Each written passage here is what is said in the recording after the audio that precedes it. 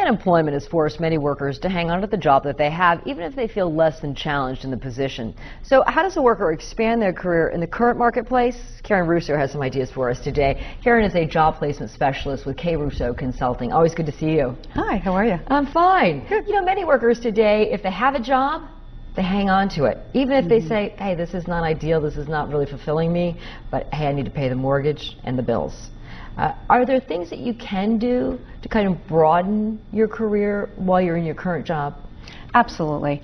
I think that what's really important, people need to kind of talk about their own accomplishments and really get visible in their organization. Let people know who they are, what they do, build relationships with influencers, have lunch with your boss, become comfortable at the top, get people comfortable with you talking to people at the top. Doesn't mean you should brown nose, because it's a fine line. Yeah, you don't want to do that. You want to, keep, a respect for the abilities that you have in your workplace, but you want to be able to, get people to know who you are. So great ideas are to be able to, if somebody says, hey, Becky just did this implementation, you might want to say, yeah, it saved us $50 million so far. To be comfortable talking about the accomplishments, not just nodding and saying, gee, thanks for acknowledging the fact that I did something terrific in your organization. Because really, for the past several years, staying off the radar screen has been a pretty wise strategy. Yeah, hide under the desk. They don't see me, I'm okay. Right, then no controversy there, right?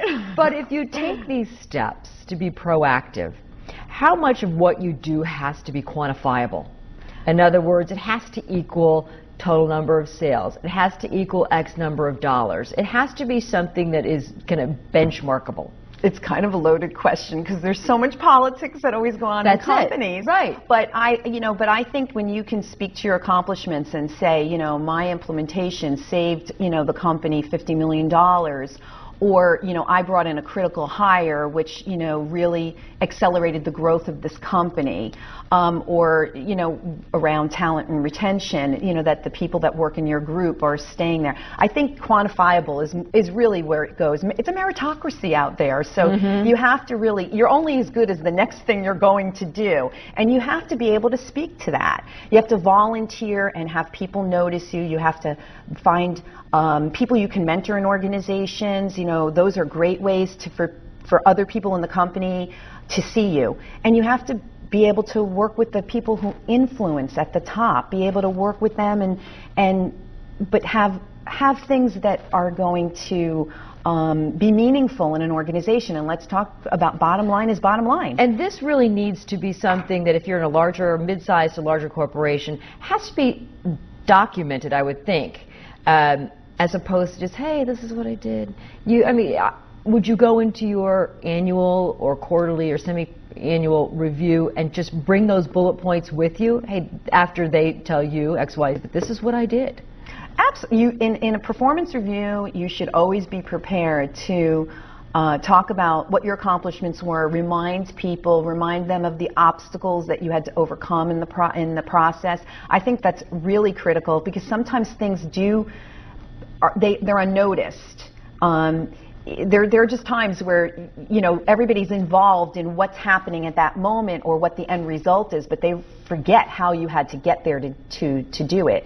And being influential and being able to collaborate with the right people in an organization is really critical. Sometimes those skills are the skills that everybody isn't really paying attention to because they're only looking at that bottom line. What about parallel moves within a company? In other words, if you see another division, but you see it's a division, let's say a move to digital, and you see, well, that's where the growth is. Digital's where the growth is. I'm not going to be making more money. My hours might not be as good as mine are right now, but I see that that's going to develop skills that really are going to take me further. I think you should commingle with a cross-function. So I think that's super important. I think you should look at future opportunities that may exist in other departments and be open-minded to those things happening because it will broaden your career within your organization. It'll give you more breadth of experience.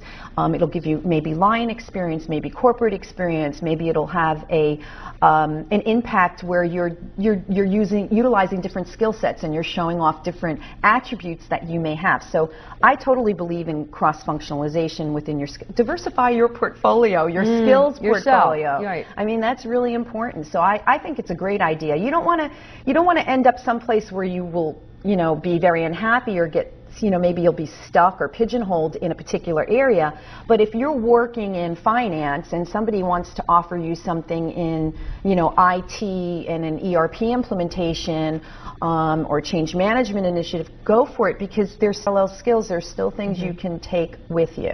And when you talk about volunteering, what if you're finding that you're not getting the recognition, even no matter how much you either write or want them to acknowledge? You know, they're just saying, hey, listen, this person's stuck and I'm going to take everything I can out of them. And it's just lousy management. Well, but there's a lot of that going around. You know, there is, because people, you know, you're as good as the people you hire. So you can get caught up with somebody who you may be reporting into who may say, wow, this person makes me look really good. I don't want them going anywhere right now. I need them on my team. And then here you are not progressing in your own career. You know, at that point, I think then you have to say to yourself, well, you know what? It's time for me to start looking, unless you can find another opportunity in another area of the company where somebody will say, but the skills that we need in this area are critical. Like if you hear of that special project that you would love to be in and that you would get you away from that environment that you're existing in, go for it. Good having you on the program, Karen, as always. Thanks. At K. Russo Consulting, and we'll be back with more 12 on the Money after the break.